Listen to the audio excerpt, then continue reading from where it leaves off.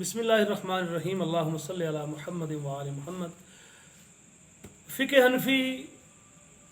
کو اس قدر قبولیت عام نصیب ہوا، آپ پچھلے 4 حصوں میں اس کی 4 وجوہات سن سکے ہیں، اور اب یہ اس کی 5ویں ایک آخری حصہ ہے۔ تو اس میں اس سبب کا ذکر کروں گا کہ جو فقہ حنفی کے قبولیت عامہ کا ایک سب سے بڑا سبب بنا، اور وہ تھا کہ فقہ حنفی کے مسائل جو ہیں، فقہ حنفی کے فتاویٰ جو ہیں، فقہ حنفی میں جو امام ابو حنیفہ کی اجتہادی اور فقہی آراء ہیں، وہ نصوص شرعیہ کے عین مطابق ہیں۔ یعنی فقہ حنفی میں حضرت امام ابو حنیفہ رحمہ اللہ کا طریقہ کار یہ ہے کہ آپ سب سے پہلے قرآن کو دیکھتے ہیں۔ اگر آپ کو کوئی مسئلہ قرآن پاک سے مل جاتا ہے تو آپ پھر اس پر اپنے مذہب کی بنیاد رکھتے ہیں۔ اگر قرآن سے نہیں ملتا تو حدیث پاک سے آپ اس مسئلے کو تلاش کرتے ہیں۔ حدیث سے اگر آپ کو کوئی بھی حدیث مل جائے تو آپ اپنی فقہی عمارت اسی حدیث پر قائم کرتے ہیں، اور اس کے بعد پھر آپ اقوال صحابہ دیکھتے ہیں، اقوال تابعین دیکھتے ہیں۔ تو اگر آپ کو ضعیف سے ضعیف حدیث بھی مل جائے تو آپ اپنی رائے پر اس حدیث کو مقدم کرتے ہیں۔ لیکن جب آپ کو کوئی بھی اس طرح کی چیز نہیں ملتی، نہ تو قرآن سے آپ کو کوئی آیت ملتی ہے اس مسئلے پر، نہ حدیث سے آپ کو کوئی روایت ملتی ہے اس مسئلے پر، اور نہ ہی آپ کو اقوال صحابہ میں سے کوئی قول ملتا ہے، تو پھر جب تابعین کی باری آتی ہے تو پھر اس وقت چونکہ تابعین بھی اپنی رائے سے اجتہاد کرتے تھے، تو حضرت امام ابو حنیفہ بھی تابعی تھے، تو آپ پھر تابعین کے بارے میں فرماتے ہیں کہ وہ بھی اپنی رائے سے معاملات طے کرتے ہیں، تو ہم بھی اپنی رائے کا حق رکھتے ہیں۔ وہ بھی اپنی ایک فقہی رائے قائم کرتے ہیں تو ہم بھی اپنی ایک فقہی رائے قائم کرتے ہیں۔ اب جو امام ابو حنیفہ رحمہ اللہ کی جو فقہ کے بارے میں یا ان کے اجتہادی مسائل کے بارے میں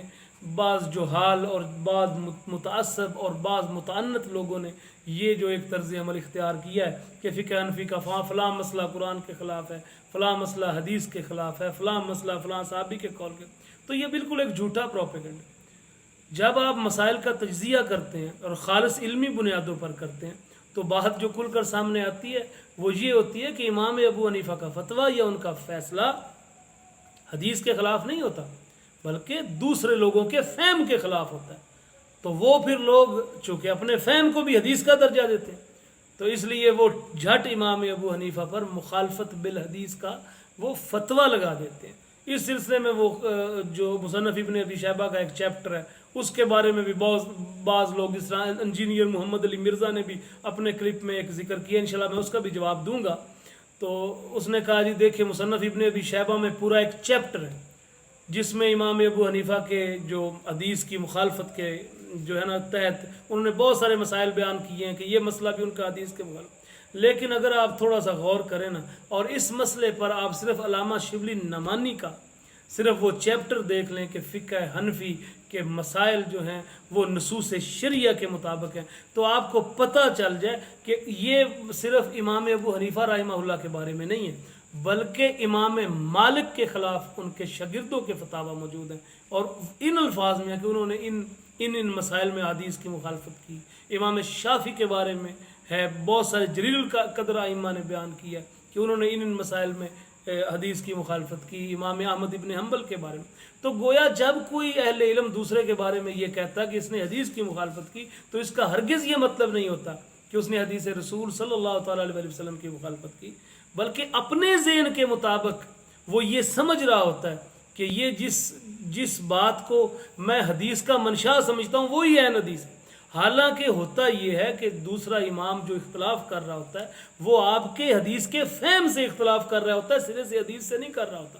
تو جب یہ بات ہماری سمجھ میں آ جاتی ہے تو پھر آپ ذرا جب دیکھیں گے، غور کریں گے، تو امام ابو حنیفہ رحمہ اللہ کے جو مسائل ہیں وہ اتنے گہرے ہیں، جو ان کی دقت نظری ہے، جو ان کی فراست ہے، تو پھر آپ کو پتہ چلے گا کہ حضرت امام ابو حنیفہ رحمہ اللہ نے حدیث کی مخالفت نہیں کی، بلکہ یہ ان کی فقہی اجتہادات تھے جس میں انہوں نے دوسرے ائمہ کے فقہی اجتہادات سے اختلاف کیا، اور جس طرح دوسرے ائمہ کو یہ حق تھا امام ابو حنیفہ رحمہ اللہ تعالی آپ کو بھی یہ حق تھا۔ تو اس طرح انجینئر محمد علی مرزا جیسے لوگ جو امام ابو حنیفہ کے بارے میں پروپیگنڈے کرتے ہیں اور کہتے ہیں دیکھیں جی صحیح حدیث میں تو یہ لکھا ہے اور امام ابو حنیفہ یہ فرماتے ہیں، تو یہ یاد رکھیں کہ یہ انجینئر محمد علی مرزا کا ایک دھوکہ ہے. اسے اس بات کی خبر ہی نہیں ہے کہ کسی حدیث کے رد و قبول، کسی حدیث کی جرح و تعدیل، کسی حدیث پر اپنے مسئلے کی بنیاد رکھنے کے اصول کیا ہوتے ہیں. یہ تو صرف بس اردو کی چند ایک کتابیں پڑھ کے تو اسے جو حدیث بس سامنے آ جاتی ہے،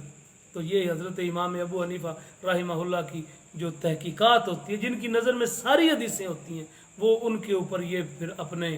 جو ہے نا اپنی انجینئرنگ کرتا ہے. تو ہمیں اللہ تعالیٰ سے ڈرنا چاہیے اور کسی بھی امام کے مذہب کو پہلے اچھی طرح سمجھنا چاہیے اور پھر اس کے بارے میں اپنی ایک رائے قائم کرنی چاہیے.